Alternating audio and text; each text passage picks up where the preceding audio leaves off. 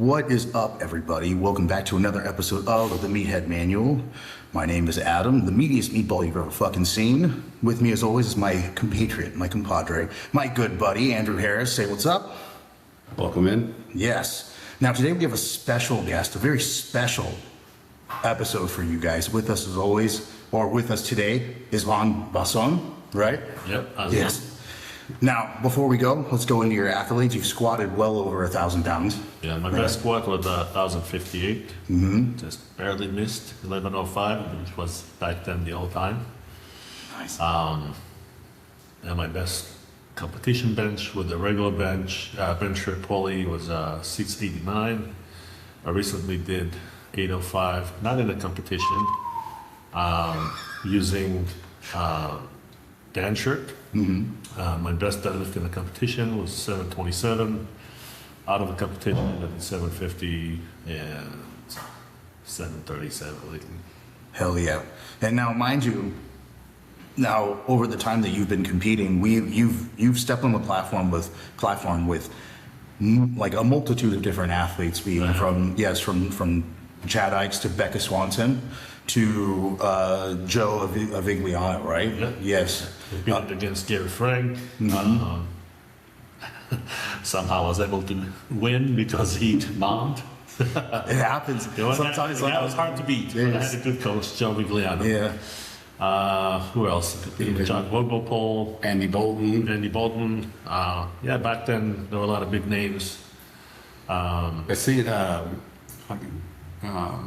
You DQ'd in all the ones that you competed in, but big Westside guy. Donnie Thompson. He's a good friend of mine. Yeah, still. Dude, I've learned some stuff from him just watching his stuff. The Fatter Killer, just what's going on, guys? Yeah. Donnie Thompson, I'm going to show you guys some stuff. And I'm like, I'll watch this. Yeah, he always has a positive attitude. That's why I love it. I love it. So you shared the platform with Chuck Woolpole, and a lot of times, a lot of people talk about like his intensity, but you got a chance to see him in like the warm-up room. I love Chuck Vogelpohl's lifting because it was very inspiring. Like the intensity. The guy did not leave anything in reserve when he lifted. And I remember the first time I squatted 1,000 pounds. I believe I was 23 or 24. It was in New Orleans. Really? Okay. I was the Army Classic qualifiers, and I remember we went to a bar, and he approached me and he said, "You are the man now." That's the biggest compliment. Yeah. What's funny is that a lot of the people that I've reached out to about you have all really said the same thing. The moment that you came on, you were 23, 24, even 25 years old, and everyone was like, "Who the fuck is this dude?" Yeah. He came on hot, and again, Chad sent me some of your videos, and I think the one that he sent me was when you did your 1,014 or 1,000. 1,041. Yeah, 1,041. There you go. And I was sick as shit in that company. were you really? Well, before I got so night, I think I had food poisoning, and my first two attempts, I literally blacked out at the bottom. And my third one, the 1,041, I went down, everything turned black, and then suddenly I hear up, like my coach was calling me. Yeah. And I was able to make that lift. Yeah, yeah, dude. Because I can hear it in the audio. You get the bar off the rack, and as the rack pulls, you hear down, down, down, down, up. Oh my god, dude! Like the speed that came out of the hole. Yeah. Oh my god, I honestly didn't think you were. Now hearing that, I'm like, that's even more impressive. I was supposed to do a lot more in that competition. I think I was supposed to do close to 1,100, but I was so sick. Yeah, I was literally blacking out when I was going down. What originally got you into powerlifting? Well, it's kind of a long story. What got me to lifting was I was a very fat, insecure kid. I got bullied a lot. And right around when I was about 12 or 13, I started running. I had a childhood friend that took me running with him. So I started losing all the fat. I started, getting taller and muscular. Start working out at home and stone weights and stuff. And then, little by little worked and collected my own gym. I had a gym in a basement, a bomb shelter basement in Israel. And I came to a point that I grew that up, and I started going to the city, Haifa, which is about 15 miles away. I hitchhiking every day to go to the gym. Wow. And I was always stronger than anybody else. I think the first time I benched 135, I was at 60 kilos. Yeah. I was 11 maybe. It was a tiny gym that my brother was playing soccer. There was a tiny local gym in the basement, and I just walked by, and everybody was like, trying to do their benches, and I did. And everybody was like, "What?" That's awesome. And then the first time I benched 315, I was 14. And then, You say at 315 at 14 years old. yes. So I start lifting. I start taking into lifting and doing sports like Muay Thai, and I came from a very poor family. Mm-hmm. So I was working myself, going to school, never asked for a penny from my parents. I literally will hitchhike after school to go to work out, hang out with friends, and go back at midnight. Mm-hmm. And I took passion to bodybuilding at first. Mm-hmm. I was always stronger than anybody else, but never noticed it. And then right when I was about 16 or 17, there was a bodybuilder that kind of took me under his wing, and he told me, "Just do whatever I tell you, never do anything else, and I'll train you for free." And he literally brought me from, I was weighing like 75 kilos, something like 150 pounds. So at the time I graduated from high school, I was 220. That's right. That's right. I was benching 405, squatting 405, 415 for reps. And always wanted to go to the military. I wanted to be have a military career. I was trying to get into a military school, but I failed twice because my academics were wrong. I had the highest score, leadership and athletic, but failed because my school was behind. I wasn't paying attention much for school. So then I decided that bodybuilding is going to be my path, since I was doing so well then. And I wanted to do a bodybuilding competition before I would join the military. That didn't work. I joined the military, and in the military, they tell you, you get whatever you want, you can work out, whatever. That did not work out for me. Exactly. I literally got in prison jail once because I snuck out at night and I worked out without permission. Really? Yes. So Oh no. I was trying to navigate my way through the military. My parents were not doing okay. I was trying to move a little closer to my house so I could be with them. It didn't quite work. I got from being a combat engineer with a combat position to having machinery operator, and then find myself at the Air Force. Didn't do a whole lot there because I wasn't qualified to use a lot of the equipment, but I was able to start working out again and eat. And then when I got out of the military, I started lifting again, and I got really strong. Got to a point. I wasn't even 21 yet, and I did. I remember I videoed it, and I just beat myself for not having it. I did 545 for a triple on the bench, and I did 545 for like 12, 15 reps on squat. And I'm talking about narrow stands, not like not the wide. not high bar. Yeah. And deadlift, I was always about 600, 650. Deadlift was never my strong part for some reason. So I filmed myself. My dad won a old camera. Oh really? Okay. Lottery in Israel. He also used to win prizes, like very good prizes, not just money. And I filmed myself, and because I had a friend, he was a powerlifter. He was one of the only powerlifters in Israel. His name was Onn. And I told him what I do, and he was like, "Yeah, all right." Okay. So I showed him the video, and I was like, "Okay, I'm going to compete in Graz, Austria. It was 1998. If you want to go, we should go." Yeah. So I think I just turned 21 in that competition, and I should have done more, but I only did 4 or 5 bench, and I won my first world championship. as a junior. And that was the moment that I was, okay, that's for me. That's hooked. Actually, before that, right before that, I did a competition. No, that was my first competition. So I was like, okay, that's my path now. Yeah. And I went 98 first competition. first competition You in win Austria. in Austria. Won a world championship as a junior. And then went back to Israel. No, what did I do? So it was I went back to Israel and got ready for another competition the following year. I did one competition in Israel, just the bench press. I think I did 500 pounds. And I wasn't even I think it was 225 maybe. No, I was 250 body weight. And after that, there was another competition in Canada, in Calgary. Yeah. Calgary. There's Bruce Craig was to luck to get. I don't know if you ever met Bruce Craig, but he was a really tough guy. Oh, He used to really? do, what do you call it?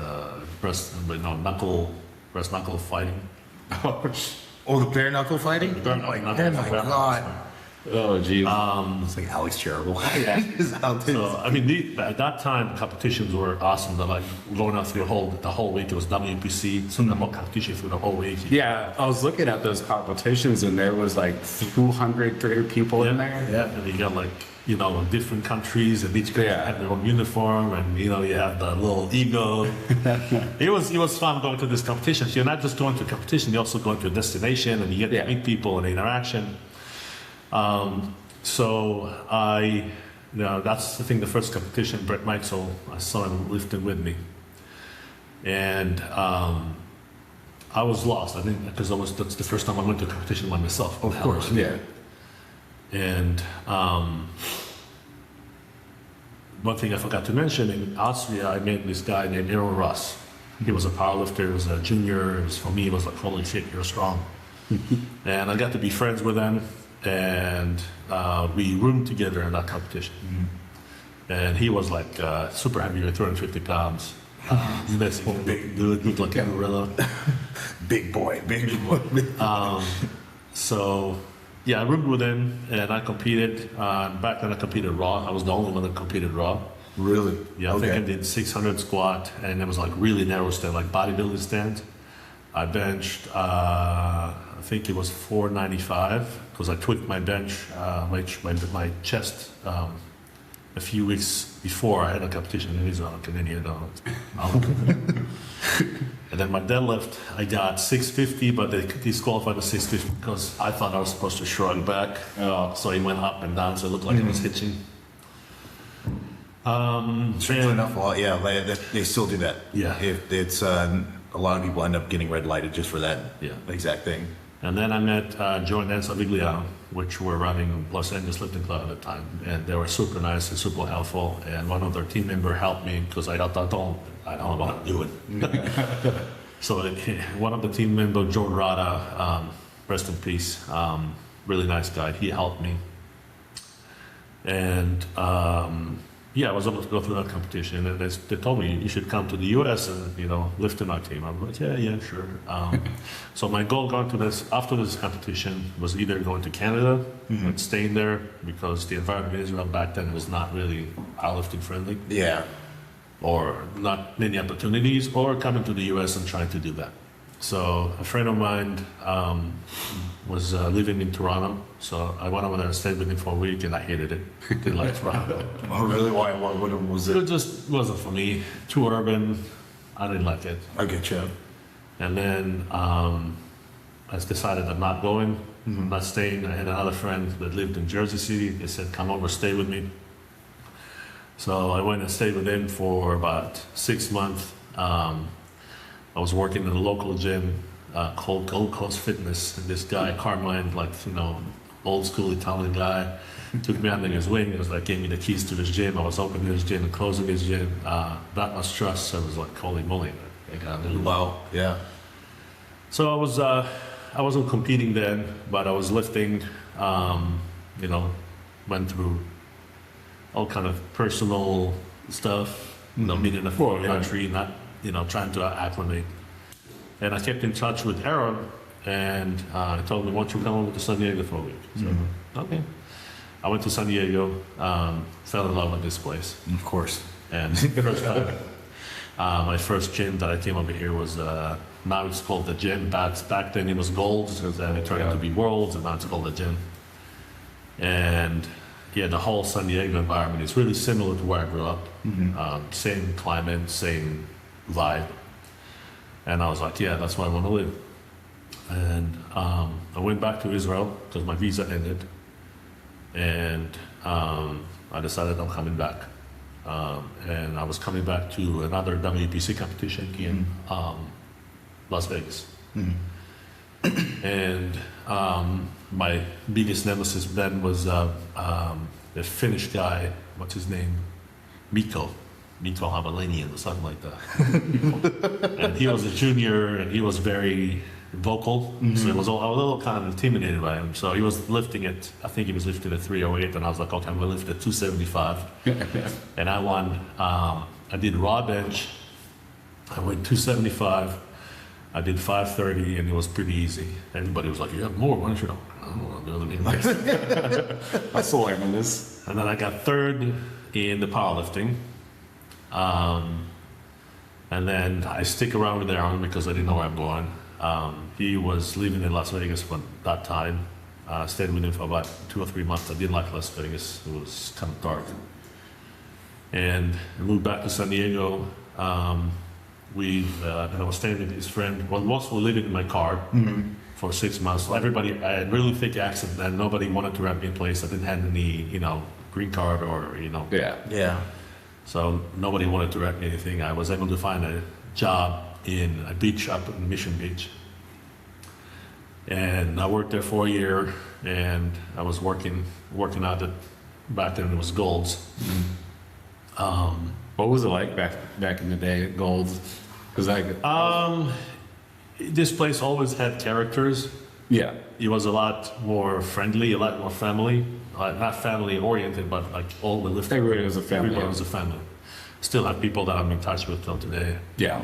Because there was some pretty big bodybuilders that were hanging out there. Nasser was there, Sada Schmid was there, and he passed away right before I came in.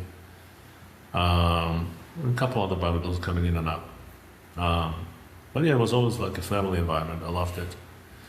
And I started getting in touch with Nance and Joe Vignano in Los Angeles. And they were like, always like, why don't you come and work out with us? Why don't you come and work out with us? So I went with them a couple of times, and I was like, okay, I like these guys. So I asked Joe Halleck, will you write me a training program? And back then I was still in my bodybuilding mentality. Yeah. So he wrote me a program, and I was doing okay. And he was like, what are you doing wrong? I was like, well, I'm still doing my bodybuilding stuff in between. Well, you can't do that. You have to follow my program. If you're not going to follow my program, it's not going to work. So I came to him, I was like, okay, I'm just going to do whatever you tell me. Yeah. And I'll start getting stronger and stronger and strong. When I started with it, my bench was like 6'7". My squat was like 617.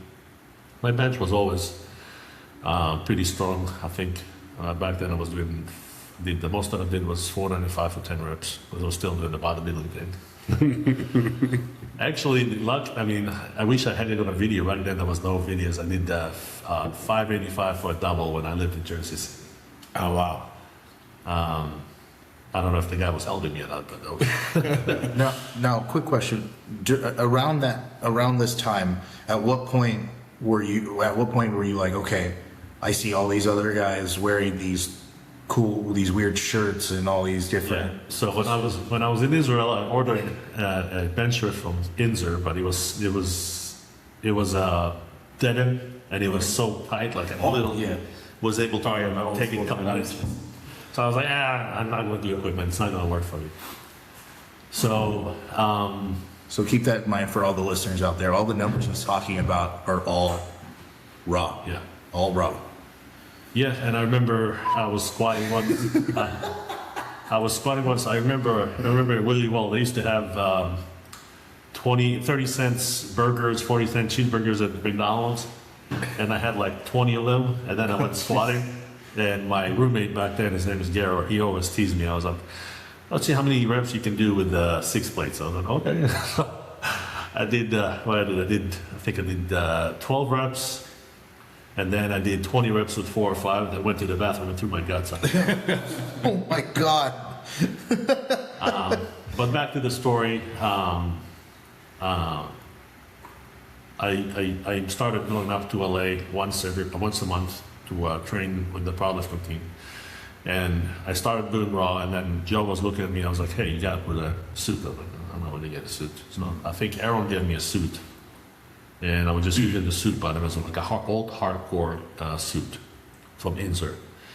And literally within 3 months, I went up from like 600 to 700. And then I started climbing up the channels. Bench, I was still doing raw. I was in, mid 500s, just working out. Mm-hmm. And then at some point, I met Scott Anderson. He was my teammate. And he was like, hey bro, I got a job for you, come over to work for me. So they convinced me to move up to LA. When I started lifting with them every week, on a regular basis. And in less than 2 years, my squat went up from 600 to where I was, 1,058. They were able to get me sponsorship from Windsor. My life was not easy living in LA because, again, I wasn't a citizen yet. Mm-hmm. Nobody wanted to rent me a place. I somehow got by, somehow, I don't know how. Well, you were still living in your car? At some point I did because I lost my place. Oh, no. That's how I had to drop in the 2000. I think it was 2004 because I lost my place. I was living in my car, sleeping on the gym floor, and a knot in my back. And I was doing really good, getting ready for the Arnold's in 2004, and I was supposed to do the ultra. I was literally 2 months before my competition. I was already surpassing what I've done the year before, and I didn't even start using stuff. And I had a knot in my back and squatted. I'm supposed to do 860 for 3 reps, and went down for my first, and I heard a little pop in my back. My rib went out of the socket. Mm-hmm. And it sucked because I missed the whole year. Yeah.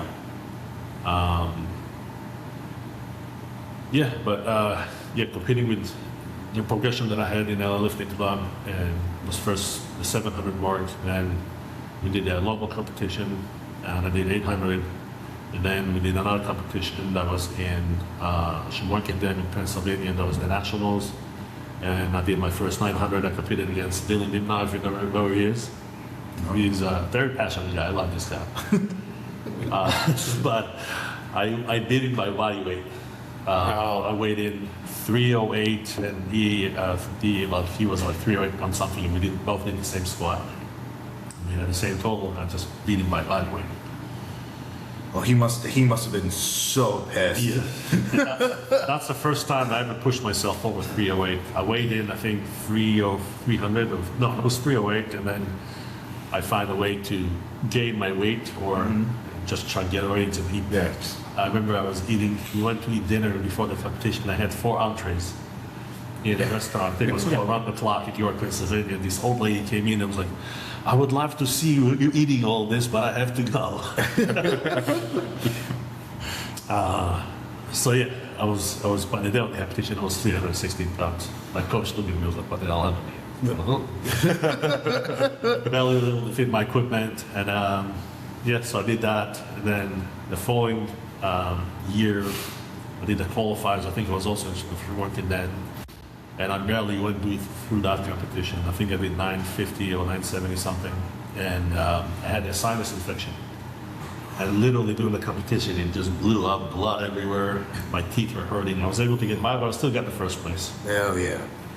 And then it also qualified me to go to the Arnold's. So to qualify for the Arnold's, and I did the competition in, it was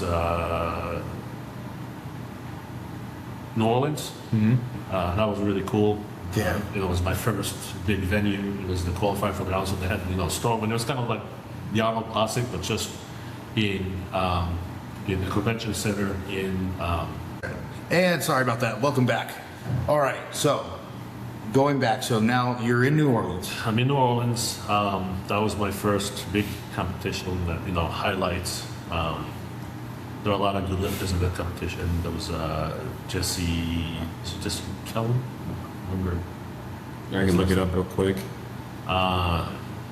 was Ron Palmer, and it was the first WPO competition. WPO and APO, really big. There was no APO then. It was only WPO. Oh, APO wasn't around anymore? So if you lifted WPC, APF, you qualified, and you have qualified total, then you get invited to go to WPO. Yeah, that's right. Okay, yeah. So that was the first competition I squatted 1,000, and got noticed. And Joe always kept me humble. Yeah. Because I was always a little skeptic about it. Well, they think I can do that, I think I can do that, and I do it. I told him I just don't want to know how much is in the bar. Just let me do it. I think I benched 60-something deadlift. My deadlift always sucked for some reason. Yeah, I got it right here. 639 Yeah. bench, and then 705 deadlift. Yes. That was New Orleans, right? Yeah, New Orleans. And I met Donnie Thompson. I met Lou Simmons. It was a really fun environment. It was a fun competition. It was a rivalry between Los Angeles Lifting Club, because we were a smaller club with people that just literally came from all around, and Joe made them world champions. And we somehow always won the team trophy against Westside Barbell. We were the good-looking Californians, and they were like the heat of the empire. the rough and tumble Midwesterners from Ohio. Coming from a bodybuilding background, I always look better than any other powerlifter. Yeah, because I see some old pictures of you. Like, you look like you weren't that far from me in stage driving as well. Yeah. So Joe had a different training method. So he was using some of the methods from the Russians, some of the Russian teams, some linear progressions, bands and chains and box. Came from initially Westside Barbell. So he was using a lot of stuff, and he was very good at tweaking stuff, and he had very good insight of the bigger picture, which none of us look. We just said, we'll follow, and then we'll listen. Yeah. And I was like, like when the Jews got the Bible, we'll follow and then we'll listen. So I followed and then I listened, and I was able to learn a few stuff. What was the environment like? Like training with Joe and training in the Los Angeles Fitness Club? So with Joe was pretty intense. So you had to follow this program. You have to show up, and you have to be there for your teammates. Because even though powerlifting is an individual sport, but if you want to have success, you have to work as a team. Yeah. And Jay and Blentley was also training in the LA Lifting at some point. They wrote an article about how good the Los Angeles Lifting Club is. Mm-hmm. And Joe always made it that we always had to be there for each other. What does it mean? It means like if you go to a competition, it doesn't matter what level you are. If you're a top lifter, if you're just a new beginner, you're there for everybody. You can't leave the platform until somebody's done lifting. And we were that good. I don't know if you remember Ron Palmer. You did, yeah. And it was Michael Cole, his friend, and they were both using the same squat suit. They came to work out with us. And we had a competition. It was from Working Dan, and I remember I was qualifying for the WBO, and they were lifting. I think Michael was lifting first, then there was a lifter in between, and then there was Ron Palmer. We were so good that while Michael was lifting, we put the straps on Ron. As soon as he was done lifting, I literally picked him up, stripped up the suit from him, put it on what's his name? Ron. And he was able to be ready before the other person was done. Wow. Wow. It's incredible. Literally, and I had also my sinus infection. I had 10 people around me, like, what do you need? What do you need? What do you need? Everybody, like, it doesn't matter. So the team aspect was very important for everybody's success. So that's what I'm talking about, LA Lifting Club. Yeah, because it was cool to see because everybody, everybody of course talks about Westside, but like, you know, like there's definitely other cultures out there that have built some great powerlifters and some. Westside was similar, but they had a lot of egos. Yeah. So each ego, and they had their, from rumors, they had their own rivalries between each other, and Yeah. look at the movies and whatever they had. So it was a little bit different than what we had. Yeah, you guys are more of like a true team. Yeah, we had like the Stern Dad, which was Joe, that keep us together and making sure that we're there for each other. And yeah, then I hurt myself. I hurt myself. I was out for a year, and then we did a couple competitions with the IPA because I don't remember what happened. Karen Kidder, WPO, APF. It was all kind of like a weird era. So I think it was called IPA, yeah, in York, Pennsylvania. And back then, I competed at a lower body weight, and I was able to beat all my world records at 308, competed at 275. Nice. I looked better. I mean, I was looking shredded. Probably felt a little better It too. felt better, and also, let me see. So after that, there was I qualified to compete at Arnold's. That was my last competition. That was after I left Los Angeles and went to San Diego, back to San Diego. So I was lifting mostly at the gym, and somehow I was able to get by training by myself. I had a few friends that I had over the year that helped me get ready. It was the first time I ever put canvas on too. Really? Okay. So I literally got the canvas about 3 months before the Arnold's, and I wasn't able to. At that time, they sold Los Angeles Lifting Club, joined and split, and they all moved to work out at Scott's. And back then, I did not see eye to eye with Scott. He told me he's not there on Tuesdays. He's still over there to work out. Well, I went there, drove to LA, and he was there. I was supposed to do my opener, and we had a little altercation. And I left the gym. We went to a regular commercial gym, like in a regular rack. And I don't know how we fit like 860 pounds on it. And I did 5 reps with the canvas. There it is. But I was squatting literally like a power, Yeah. like a bodybuilder, like yeah, just up and down. Yeah. no, leaning forward. I had another opportunity to do my my opener. I think it was 1,000 in a small gym, previous gym, if you remember it. They had a monolith over there, so I was able to do it in San Diego. Then a competition came. I competed. It was me, Arnold Tutanian, Gary Frank, Mike Miller.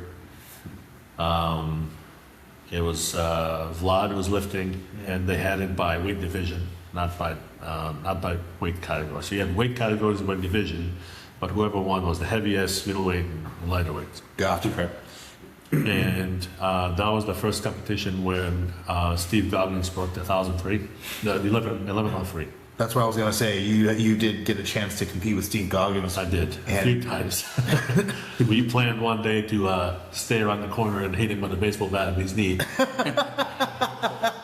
Because this guy was able to pull lifts that you thought were impossible. So what did I do in that competition? I opened 1,003. It was the first time I used canvas, and we ordered. It was the Predator briefs, and the one that I ordered didn't work with it. So I had to use my old polyester brief that I've been using for the last 3 years. Uh-huh. And also, it was the first time I actually really squatted heavy in the canvas. So I was still squatting, with the tilt over like I will do with the canvas. Which with the polyester, because usually when you go with canvas, you go a little wider with your leg. And Oh, yeah. you have to keep your back upright. And I was doing the little lean over to get the hips back, like I'd be used with the polyester. So did my 1,003, he went okay. 1,041, I got that. What was that? The 1,003, 1,033. 1,041 was to tie Ed Cohen's record for the second all time. And then Arno lifted, he got 1,080, and he was super high. Everybody was, a little surprised how he got. Oh gosh. And back then they gave money for each world record. Surprisingly, I got Kieran Kidder felt bad for it. Really? He sent me a check. And then Steve Doggan did the 1,003. And, I was like, and I think Chuck started to do it too. He failed. And then I tried 1105 and I got it all the way up and I stepped forward. Oh. I was leaned over. I was leaned over like I am with a canvas, so I wasn't able to, shoot upright. Took a step forward, which sucked. When I benched 689 in that competition. I was supposed to do over 7, but my shirt ripped. And it was funny because Arnold was on stage when I was lifting, and they asked him to sign the light box.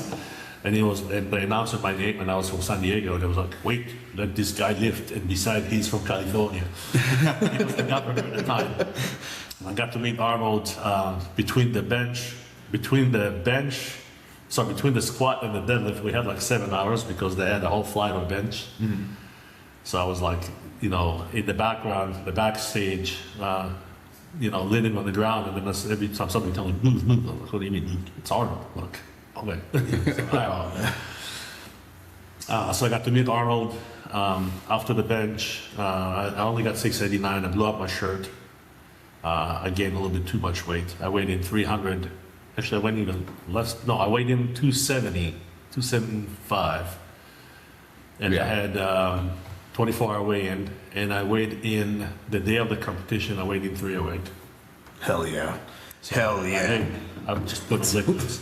I don't know how I was able to do it, but I feel you on that. yeah, it was about no, it wasn't 3. It was about 301, 302. Yeah, whenever I cut, I'll get down to around like 269. Yeah, And then on the day of competition, I'm walking around at 290. yeah. So I had that talent that I was able to trim down and still maintain my strength. And deadlift, I think I did 750 on that competition with beltless, but they just held me too long, so I had to drop it. Oh. So I only got 727. Yeah. And the next day they had the first Arnold squat challenge. Mm-hmm. So whoever squat the most, it was an exhibition lift, get I think it was $1,500. And I competed with Gary Frank, Mike Miller, AJ Roberts. I didn't even know him then, but now he was a good friend of mine. And I think a couple other lifters. What's his name? He's from Austria.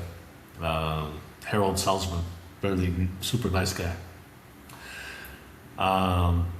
So my main opponent, Mike Miller, I think bombed.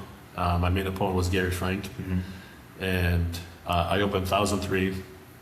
He opened 1,033, I think. Then I did 1,033. Then he called for 1,048. And I called for 1,048. And then the last one we changed it to 1,058. And then he missed it. He was too high, and I made it anyway. But I would have won because my body weight that was lower. So, and just to mention that I borrowed James Grandick's briefs, Predator briefs, and they worked perfectly. Nice. If you go to my Instagram page, you can see I have that competition on video.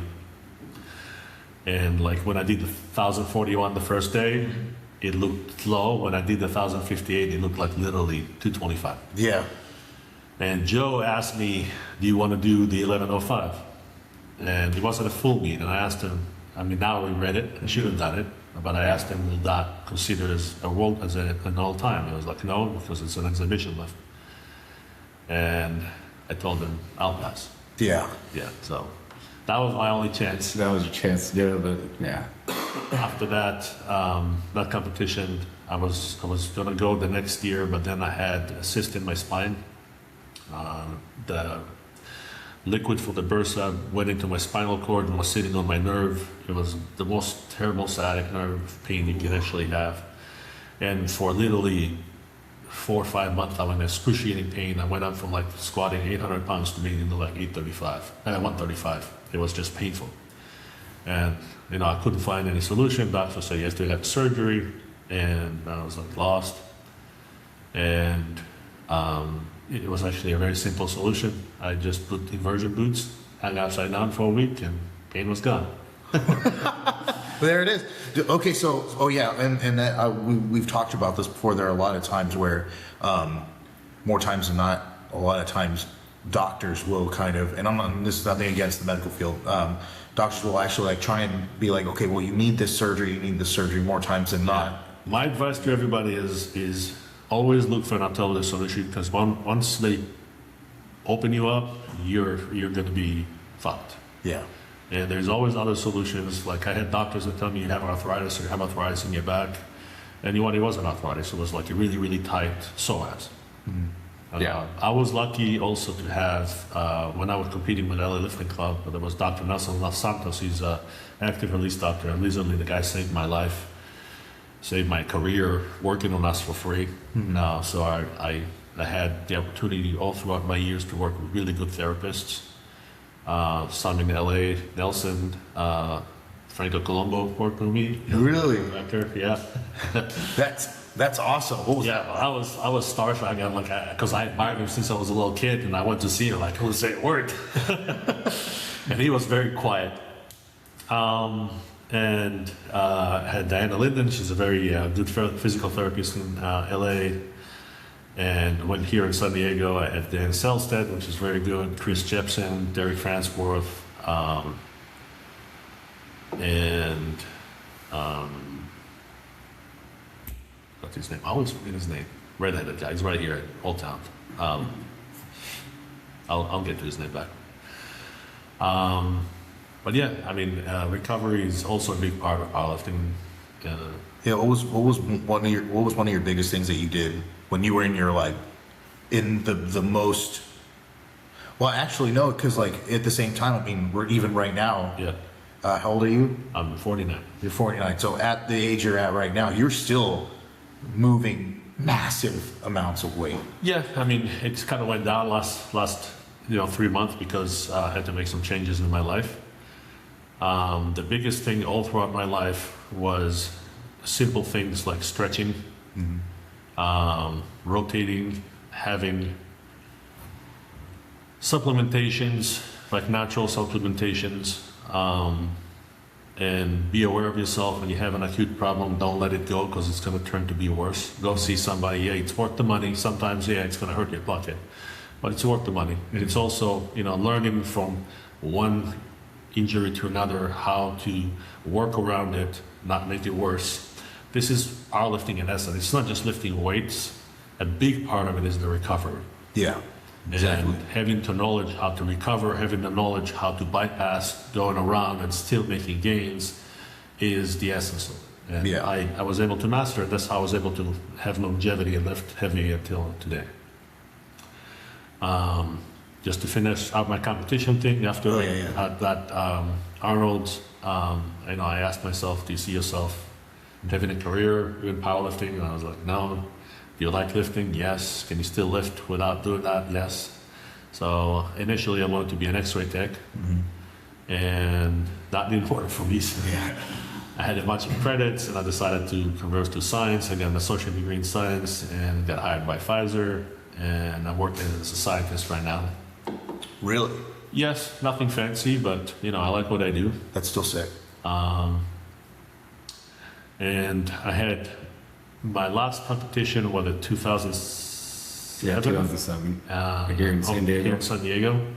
I did, it was a walkout. I did 950 squat, something to 600 bench, and maybe low sixes or 700 deadlift. I don't remember. And then between 2007, I haven't competed. My first competition, I was training out at Grinder, and they had a bench competition, and I was just finishing my workout. I was like, do you want to bench? I'm like, sure. You put up 496. I believe so, yeah. Yeah, I saw that number. I was like, Yeah, I was like, oh, we'll just do it. And I'm like, that's really good for just like, all right, fuck it, I'll do that. All right. and then AJ, what's that? Yeah, now you're getting into working with AJ a little bit more. Yeah, and then AJ had a period when he was not motivated, and I got him to come over, and I told him to start slow. And I convinced him to come onto Grinder, and the bug came back. And Oh yeah. his thing was he wanted to bench over 1,000, and he was able to do that. I was very excited for him. And him and Dave from Grinder kind of convinced me, like, hey, you should do a competition. And they were doing, I think it was WRPF or which one was it? Yeah, probably. I think it was WRPF then. Yeah, and I was like, I'm already lifting hard. I got the bug back of lifting. And I'll do a competition. So I was supposed to squat in the 900s, but my last warm-up I hurt myself. I believe I did 8 something bench. That was the time. My goal was, said if I'm going to compete, I have to break a PR. Oh, yeah. Either my deadlift, get reduction, or my bench. Yeah. Squat, I don't care. Okay. So I hurt myself my squat, and it was the first time I worked with a band shirt. I got 705, which was breaking the PR, and a deadlift 727, I think, which matched my old time, which I was kind of pumped because I wanted to do more. Should have done it. And then I was like, yeah, I'm not going to compete again, but then I got the bug again. And April 2004, they had another competition. I was able to finally get a squat suit. So when I did the 804, I just did it with my 20-year-old Really? after briefs and Oh my God. suit button. I couldn't get the suit up because my blood pressure was up the roof, so I was blacking out. So I'm just gonna do my suit buttons. So I forgot if I was 850. I don't know if you can see it or not. I don't remember how much it was. I think it was 850. And in April was my last competition. I did 904 squat. I did 705 bench. I wanted to do 750 so bad, but my bench was too tight, so I didn't get it. And deadlift, I wanted to do 750, and I pulled my triceps trying to lift it. Luckily, it was on the floor, not on the top. Otherwise, I would have sent my triceps bye-bye. Oh no. And yeah, then I know I can do more than 727, so I had redemption at the gym about 3 or 4 months ago. I did 735 or 737. I was like, yeah, I got it. Fuck yeah. But lifting comes with price. Spending time with people that you love. And you have to find a balance and put your, the people that you care first. Yeah. Yeah, there's a big thing where it's like, I think that's a big shift in how a lot of, I guess you could say like old school powerlifting to how powerlifting is nowadays is old school powerlifting. I can remember that Jim Wendler and Dave Tate were talking about it, where it was like they would look at their significant others and be like, hey, I'll see you in a little bit. I have to go train for this. But nowadays, as things have gone on, you have a lot of lifters that are like, I am not going to sacrifice my social life in the relationship that I have to go in. To go into that. It's really easy to lose yourself in the moment. And my advice to people is, don't. Yeah. So price is heavy. So change the topic. Oh yeah. Back to you wanted to ask about Mendelssohn. Yes, I did. Okay, so I'm gonna shortcut this to a story that I was told by Chad, and that was there was a meet that you were doing. Chad saw you, and he actually spoke very highly of you because of this. And it was you guys were in the warm-up room. It was you. It was Scott Mendelson and Joe Vigliano, and they were having an altercation, I guess. And Scott, being a little bit bigger than Joe, started getting really puffy, started getting puffed up, and you were the first to be over and immediately shut it completely down. And it was something Chad still remembers to this day. And I wanted to ask you about it, and is that where it started? Or So what happened was a progression. Scott, when he lifted one of Joe's meets in LA, and back then he was like in the 500 draws, and he dropped the weight on his chest. Oof. You might have find a video online for that. And he started coming out, working out in LA Lifting Club. And when I met him, it was like 242 pounds. Wow. And Joe was training him. And Scott was right, he's very strong. And, I've seen the progression, and Joe was working with him, and he was progressing and progressing and progressing and progressing. And then we started using shirts. I moved to LA. I was working for Scott for a little bit, and when I met him, he was probably about 250. And I showed him, I'll take the credit, Scott. I showed him how to push himself over 308. Yeah. Small tweakings to his diets and his intake of gear. Mm-hmm. And he went a little over extreme with that. Yeah. But, Scott, he's pushing the limits. Exactly. So, Scott, things didn't work between me and Scott. So I left his place and not work for him. And the thing was, there was cascading in Los Angeles Lifting Club is that Joe was training him, and then he was getting noticed. He was, then he did his 705 raw, and then it was South Africa. Mm-hmm. And he always, pushed Joe because it was between him and Kennelly.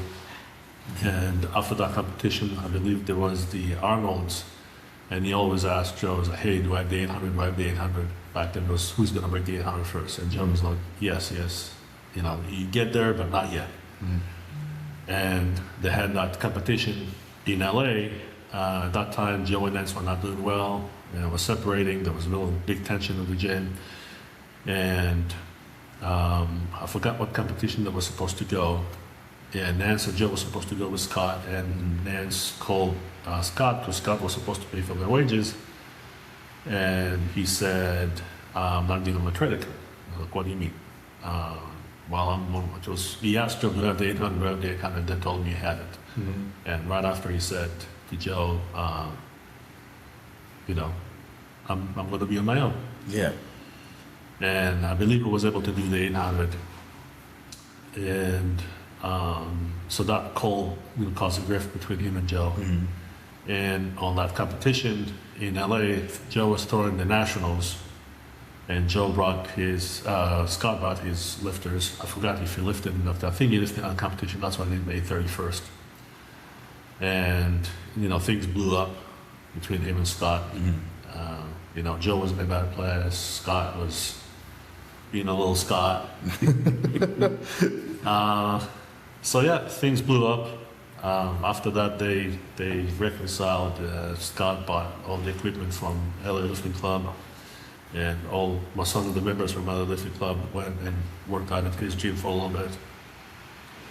I did not talk to Scott for a long time. And then I was like, I didn't want to hold on to anger. And Scott is Scott. Yeah. There's nothing you can do about it. Just let it go. Mm-hmm. I believe I saw him once, shook his hands. And I don't know if you remember Herb Glassbender. He used to write for Powerlifting USA. Yeah. And he was a big part of Los Angeles Lifting Club. He used to write really nice articles in Powerlifting USA. And his health went down. So I was the only one that visited him in his last years. Mm-hmm. And I took him to the convention center in Pasadena. They had the Fit Expo. Okay. And we saw Scott over there and said hi. And I didn't want Herb to feel bad, so I shook Scott's hand and, I told him, you're fine. we're good. Yeah. And that's where it ended. Okay. And that was the last time you ever saw him? I believe so. That's the last time I saw Scott. And then was it that, I do want to ask about what your diet was like and how your nutrition was during that time as well. Because as you were saying too, you were like, there's some people that were having a hard time even just breaking into a certain heavier weight. What was your... So I was using my bodybuilding coach mentality, which was stretch your body, because you're going to try to do it the natural, I won't call it the natural way. You're going to try to do it the bodybuilding way and just do it small increment just to increase lean body mass. You're able to get maybe there someday, but it's going to take forever if you're going to take it. My mentality or the mentality of my coach was you have to stretch your body to a point that it never been. Your body remembers So you stretch yourself, you feel uncomfortable, you eat, you overeat. So you have your certain amount of protein, the minimum protein amount of protein that you want to eat a day. And then you eat over that, and you eat over that, to a point that you stretch your body, and you're going to gain some fat. Once you get to your target weight, you start reducing your carbs, you maintain your protein, and let's say you gained 10 pounds. You're going to lose 7 or 8, and then you're going to have that little stopping point. You gain 2 pounds, let's say, for example, and slowly increasing, you're going to increase up about 2, 3, 4, 5 pounds to about 80% where you are, but you're going to look a lot better. Because your body remember when you were at a certain point, your whole vitals, everything. So the next time you try to do it and increase your body mass and your muscles, it'll be a lot easier for your body because it remembers. Gotcha. Yeah, I mean, okay. So what's the calories look like that you were doing that? When I did that the first time, you know, my coach in Israel, he pushed me from 75 kilograms, 155 to 225 naturally. Then I went up from 225 to 275 in 3 months. That was my first cycle. I was 3 months. Yes. Holy shit. I was 18 back then. I had just graduated high school.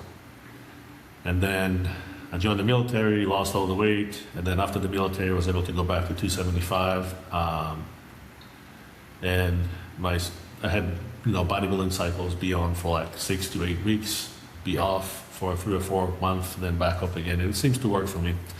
And then I wanted to compete in 308. So I literally kept my basic diet, which never changed. You know, 2.2 grams of protein per body weight, and then the carbs I'll just eat as much as I can. I'll go to hometown buffet, hometown buffet. I Chinese buffet. loved hometown buffet. I will go sometimes twice a day. They have the morning buffet, the evening buffet. They probably hated seeing you walk in. Yeah. Onn's back. Everybody, Onn's back. Especially the Chinese buffet. I used to make damages like 5-6 plates. So yeah, I had to push myself. So like You feel uncomfortable, like when I was doing the diet that I had with my bodybuilding coach, he had me on 5 meals, my main meals and my lunch. And every week he increased protein and carbs, so to a point that I was eating 2 pounds of meat and 2 pounds of rice in 1 meal. And my mom used to serve me like on a little pizza plate. I had friends that came over and they're like, "Hey, trying to get like, no, this is mine." So you go. Take me about an hour to eat it. I felt so uncomfortable. I feel uncomfortable for the whole day, but you know what? It changed my whole body. Yeah. And it pushed you to a strength level that you were like, so outside of the stretching, the rehab, and all of that stuff, if there's one thing though that you wish you could, like, if you could go back and tell 25-year-old on something that you know from today, what was something that? As far as maintaining myself, I think I've done a pretty good job starting Absolutely. at a young age. I always made sure that I recover. Next thing is always stay humble. As far as your lifting, you just need to understand that there is no magic pill. Yeah. You have to, and the grass is not always green on the other side. If you see somebody doing something else, it doesn't mean it's going to work for you. Pick yourself a program. Stick to it. When I mean stick to it, don't stick to it for 2 days or not 2 weeks. Stick to it for like 8 to 10 weeks. See if it works for you. Ask yourself, why am I doing it? What is my goal achieving from this program?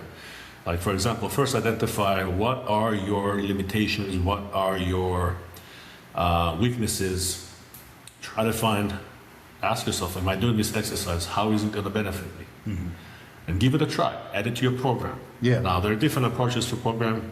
Pick one you think you would like. Do that for about 8 to 10 weeks, 8 to 12 weeks. And then test yourself. If it worked, you gained, your totals are going to go up. If it didn't work for you, then you didn't get anything. But you still got work done. Doesn't mean it was wasted for no reason. Switch it to something else. Yeah. And if sometimes you'll have a program that works for you and has been working for you, and you tried it again and it's not working. Yeah. Like, hey, what happened? Well, it's not working for me. Like, okay, let's see how am I going to be able to tweak it so I will be able to bypass my plateau.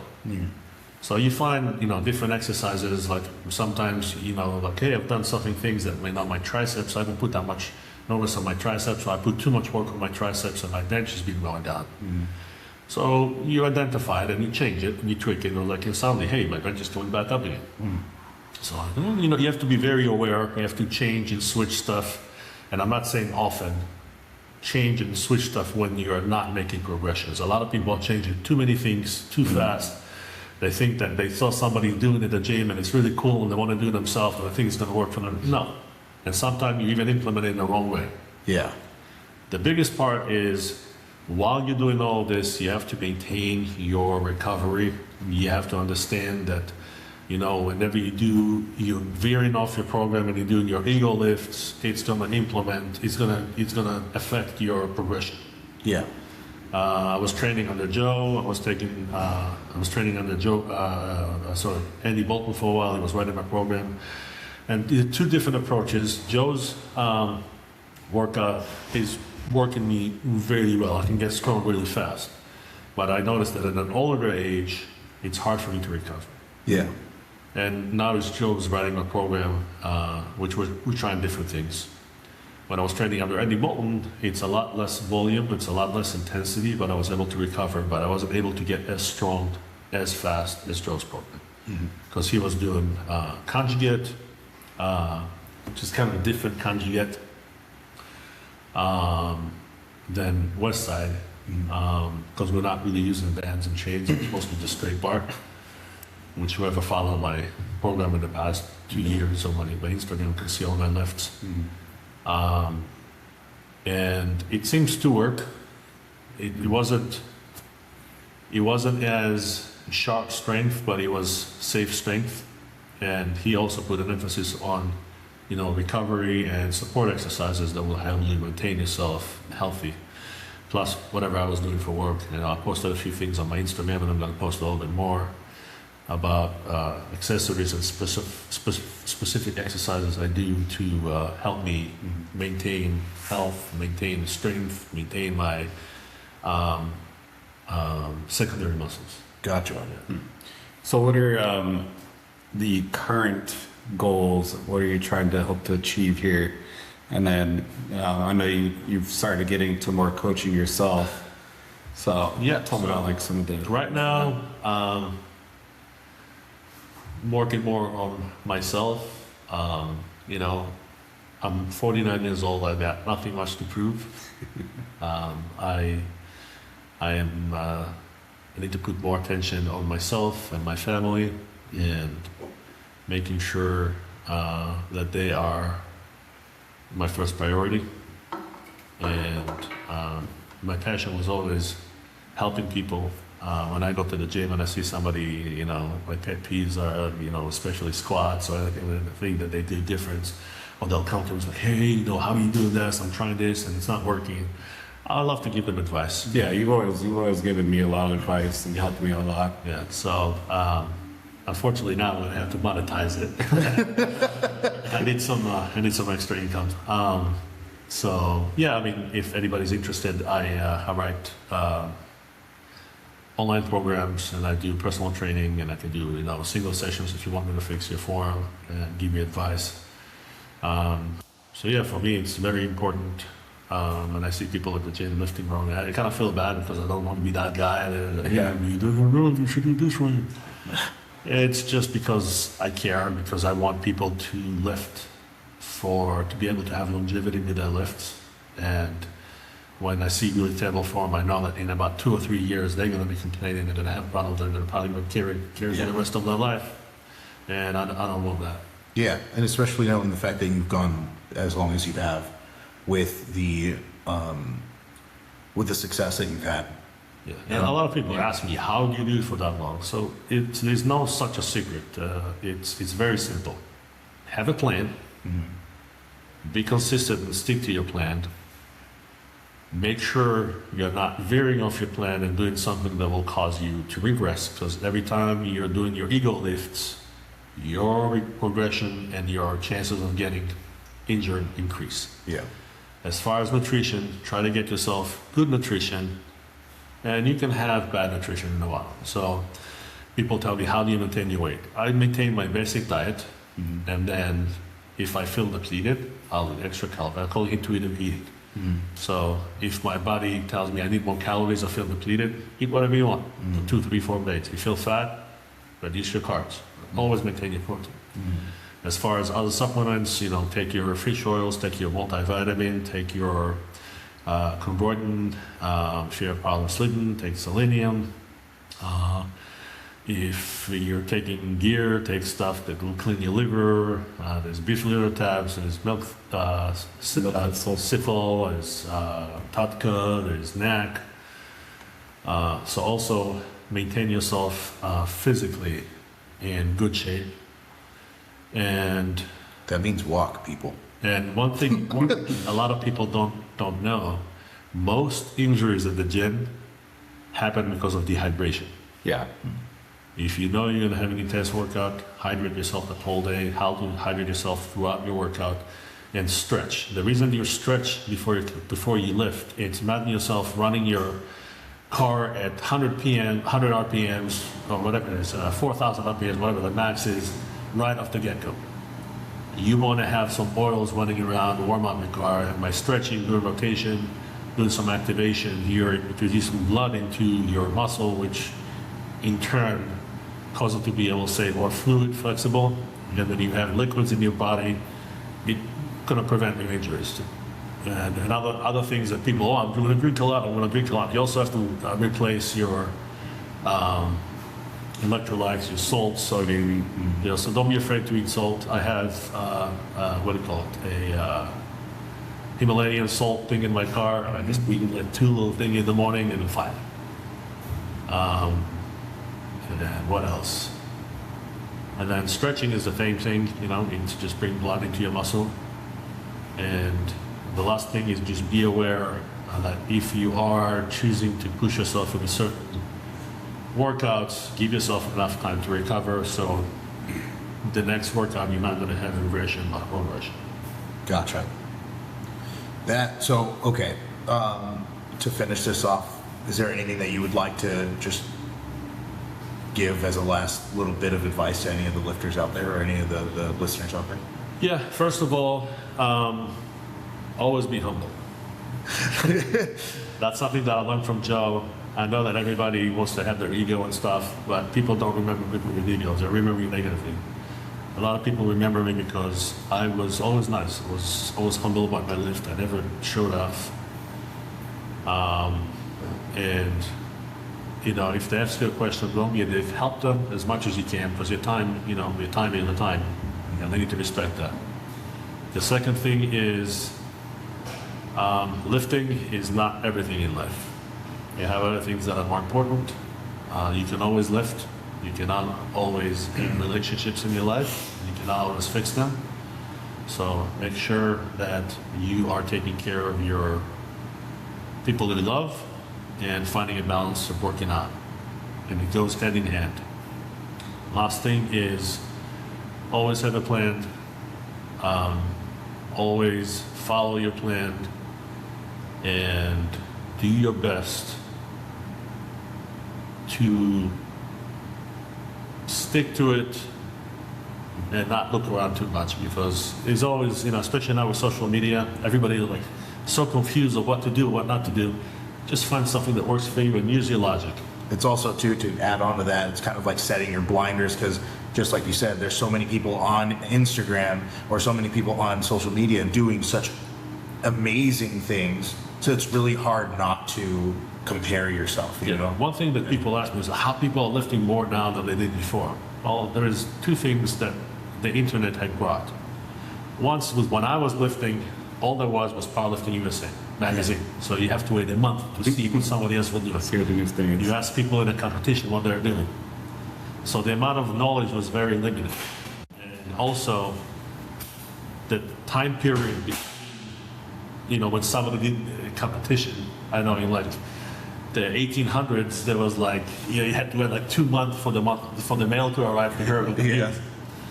In the early 2000s, you had to wait for a magazine to see, somebody doing a special lift. Like, and then in the mental barrier channel was like, hey, it's possible. People can do it. But now that you have the internet, everything is instantaneous. Yeah. They see people doing lift, and like, hey, I can do it. Like the mental barrier is broken, and I think a big part of lifting is the mental barrier. I had a mental barrier when I lifted. I didn't believe in myself, and Joe was like, "You're gonna do it. You're gonna do it." And I was like, at some point, just you pick whatever you want with your lift. I'm not gonna question it. I'm just gonna do it. I don't know. I don't want to know what's on the bar. I'll just lift it.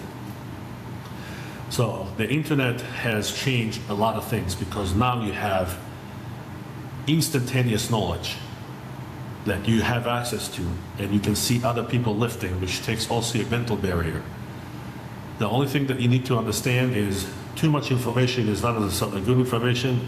Too much lifting is not necessarily good. Find the balance between finding what's worked for you and what volume you need to work in to get results. Exactly. So to sum that up, everybody out there, just remember, don't just sit on your phone. Put your phone down. Go touch grass. Anything else you want to? No, that's it. Thank you. Thank you so much. This was really great. I really appreciate you coming on and sharing with us, especially knowing that just a huge wealth of knowledge that you have. We appreciate that. Again, if anybody needs a trainer, I'm available. Just reach me out through Instagram. It's ONN Power, on Power. Same thing, it's on Facebook as well. I do personal programs online. If I have availability, I do in person, and I'm always happy to give advice to anyone. Awesome. So with that being said, everybody take it easy.